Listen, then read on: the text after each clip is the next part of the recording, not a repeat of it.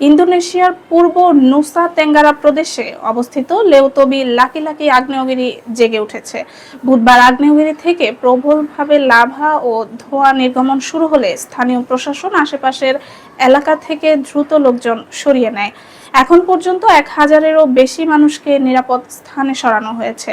দুর্যোগ মোকাবিলা দপ্তর জানায়, আগ্নেয়গিরি থেকে ছাই ও ধোঁয়া প্রায় 10 কিলোমিটার উচ্চতায় উঠে গিয়েছে। ঝুঁকিপূর্ণ এলাকা থেকে সাধারণ মানুষ ও পর্যটকদের দূরে থাকার নির্দেশ দেওয়া হয়েছে। লেউতবি লাকি লাকি পাহাড়টির উচ্চতা প্রায় 5000 ফুট। এটি এক যমজ আগ্নেয়গিরি। এর পাশে রয়েছে একই উচ্চতার লেউতবি পেরেম্পুয়ান।